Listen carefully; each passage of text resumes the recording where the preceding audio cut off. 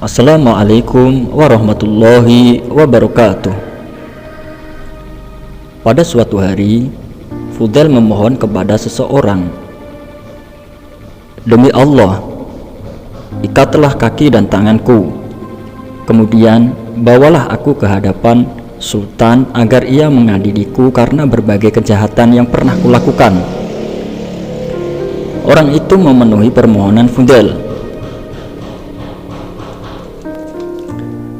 Ketika Sultan melihat Fudail, terlihat olehnya tanda-tanda manusia berbudi pada dirinya. "Aku tidak bisa mengadilinya," Sultan berkata. Kemudian ia memerintahkan agar Fudail diantarkan pulang dengan segala hormat. Ketika sampai di rumahnya, Fudail mengeluarkan sebuah tangisan yang keras. "Dengarlah," Fudail yang sedang berteriak-teriak itu. "Mungkin ia sedang disiksa." Orang-orang berkata, "Memang benar, aku sedang disiksa." Fudail menjawab, "Apamu yang dipukuli?" Mereka bertanya. "Batinku," jawab Fudail. Kemudian Fudail menjumpai istrinya.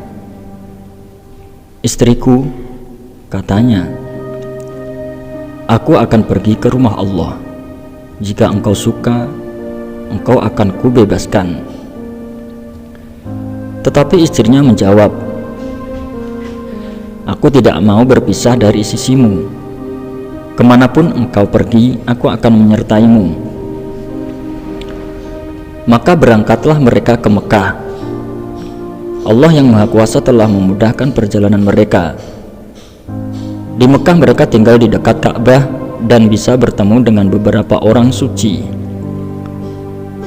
Untuk beberapa lama, Fudail berteman akrab dengan Imam Abu Hanifah.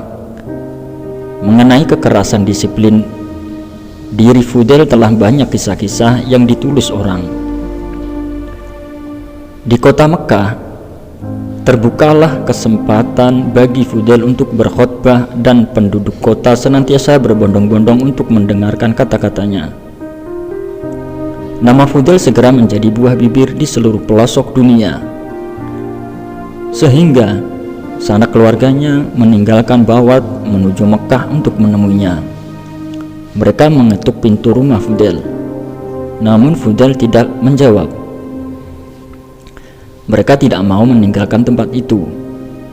Maka naiklah Fudail ke atas rumahnya dan dari sana ia berseru kepada mereka, "Wahai penganggur-penganggur, semoga Allah memberikan pekerjaan kepada kalian." Beberapa kali Fudail mengucapkan kata-kata pedas seperti itu, sehingga sanak keluarganya menangis dan lupa diri. Akhirnya karena putus asa, tidak bisa bercengkerama dengan Fudail, mereka pun meninggalkan tempat itu. Fudail masih tetap di atas atap dan tidak mau membukakan pintu rumahnya. Pada suatu malam, Harun ar-Rasyid memanggil Fudail Barmes, salah seorang di antara pengawal-pengawal kesayangannya. Harun ar-Rasyid berkata kepada Fazl, "Malam ini bawalah aku kepada seseorang yang menunjukkan kepadaku siapakah aku ini sebenarnya. Aku sudah bosan dengan segala kebesaran dan kebanggaan." Fazl membawa Harun ar-Rasyid ke rumah Sufyan al-Uyainah. Mereka mengetuk pintu dan dari dalam Sufyan menyahut, "Siapakah itu?" "Pemimpin kaum muslimin," jawab Fazl. Sufyan berkata, "Mengapakah Sultan Sudi menyusahkan diri? Mengapakah tidak dikabarkan saja kepadaku sehingga aku datang sendiri untuk menghadapnya?" Mendengar ucapan tersebut, Harun ar-Rasyid berkata, "Ia bukan orang yang kucari. Ia pun menjilatku seperti yang lain-lainnya." Mendengar kata-kata Sultan tersebut, Sufyan berkata, "Jika demikian, Fudail bin Iyad adalah orang yang engkau cari. Pergilah kepadanya." Kemudian Sufyan membacakan ayat, apakah orang-orang yang terbuat aniaya menyangka bahwa kami akan menyamakan mereka dengan orang-orang yang menerima serta melakukan perbuatan-perbuatan yang sah?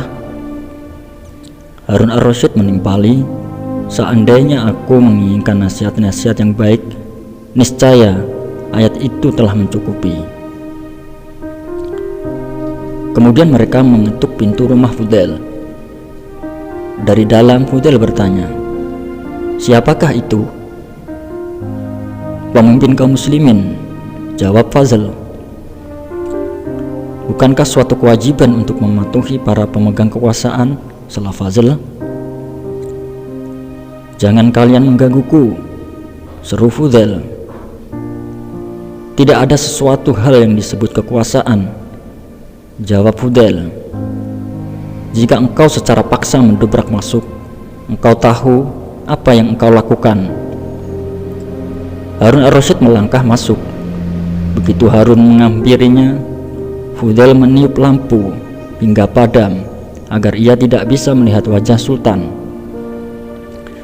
Harun ar-Rasyid mengelurkan tangannya dan disambut oleh tangan Fudail yang kemudian berkata, betapa lembut dan halus tangan ini. Semoga tangan ini terhindar dari api neraka.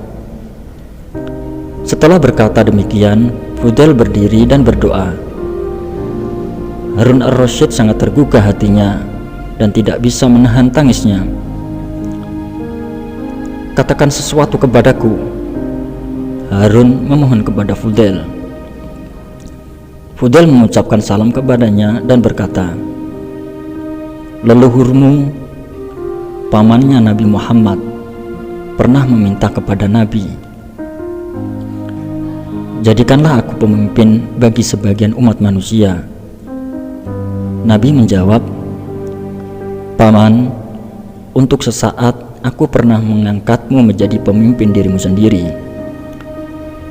Dengan jawaban ini yang dimaksudkan Nabi adalah, sesaat mematuhi Allah adalah lebih baik daripada 1000 tahun dipatuhi oleh umat manusia. Kemudian Nabi menambahkan, kepemimpinan akan menjadikan sumber penyesalan pada hari kebangkitan nanti. Lanjutkan, Harun ar-Rasyid meminta. Ketika diangkat menjadi khalifah, Umar bin Abdul Aziz memanggil Sultan bin Abdullah, Raja bin Hayat, dan Muhammad bin Ka'ab. Umar berkata kepada mereka, hatiku sangat gundah karena cobaan ini. Apa yang harus aku lakukan? Aku tahu bahwa kedudukan yang tinggi ini adalah sebuah cobaan, walaupun orang-orang lain menganggapnya sebagai suatu karunia.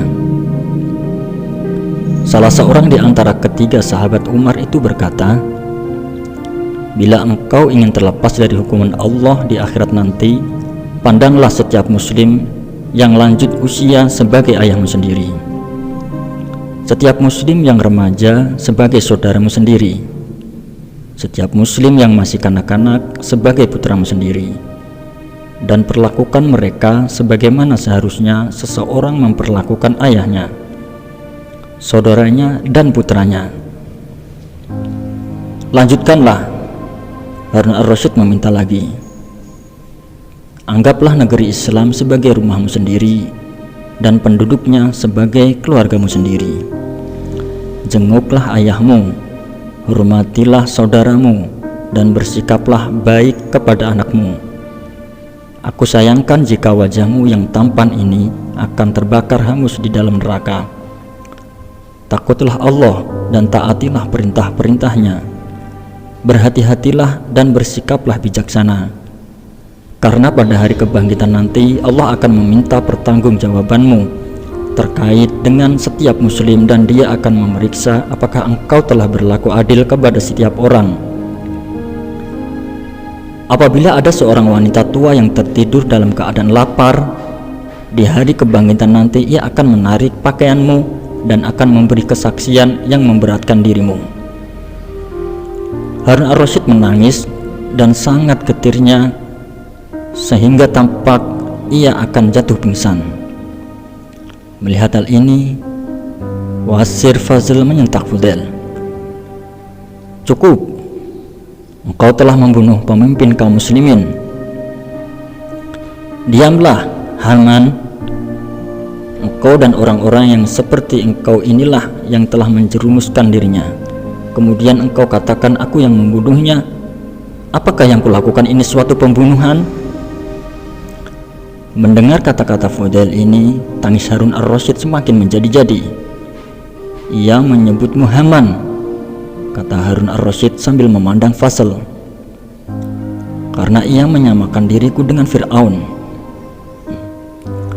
Kemudian Harun bertanya kepada Fudail, "Apakah engkau mempunyai hutang yang belum lunas?" "Ya," jawab Fudail. "Hutang kepatuhan kepada Allah. Seandainya dia memaksaku untuk melunasi hutang ini, celakalah aku." "Yang kumaksudkan adalah hutang kepada manusia, Fudail," Harun menegaskan. "Aku bersyukur kepada Allah yang telah mengaruniakan kepadaku sedemikian berlimpahnya, sehingga tidak ada keluh kesah yang harus kusampaikan kepada hamba-hambanya." Kemudian Harun ar-Rasyid menaruh sebuah kantong yang berisi 1000 dinar di hadapan Fudail sambil berkata, "Ini adalah uang halal yang diwariskan ibuku."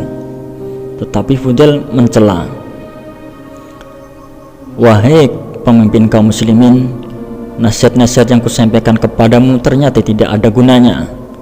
Engkau bahkan telah memulai lagi perbuatan salah dan mengulangi kezaliman."